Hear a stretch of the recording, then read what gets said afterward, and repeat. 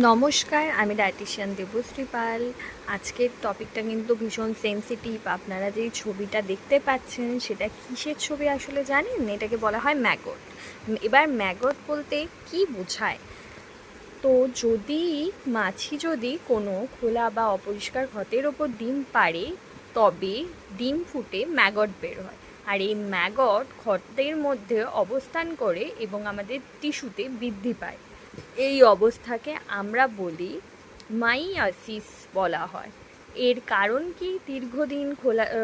দীর্ঘদিন ধরে যদি খোলা ক্ষত, ডায়াবেটিস, পায়ের ক্ষত, বেড সোর, ক্যান্সার, ব্যক্তিগত পরিচ্ছন্নতার অভাব, শয্যাশায়ী রোগী, মাছি বেশি আছে এমন পরিবেশ, তার জন্য। এবার লক্ষণ কি? ক্ষতের মধ্যে সাদা কীট দেখা যায়, দুর্গন্ধযুক্ত পদ্ম, পুঁজ এবং রস বের হয়, ব্যথা, জ্বালা পোড়া, কখনো কখনো দেখা যায় যে কি রক্তও বের হতে এবং কখনো কখনো অজস্র যন্ত্রণা হয়, কখনো কখনো জ্বরও আসতে পারে।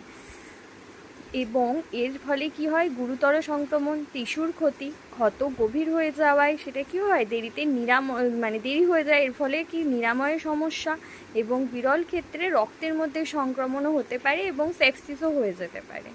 তো প্রথম দরকার হচ্ছে যে কি এই ম্যাগটস মানেই হলো মাছি লার্ভা, তো সেগুলোকে ভালো করে অপসারণ করতে এবং ক্ষতকে ভালোভাবে পরিষ্কার ও ড্রেসিং করা, প্রয়োজন হলে অ্যান্টিবায়োটিক দেওয়া এবং কি যেন মৃত টিস্যুর অপসারণও করতে হয়। কখনো কখনো ডেফ্রাইমেন্টের প্রয়োজন হয়। নিয়মিত ক্ষতকে পরিচর্যা করতে হয়।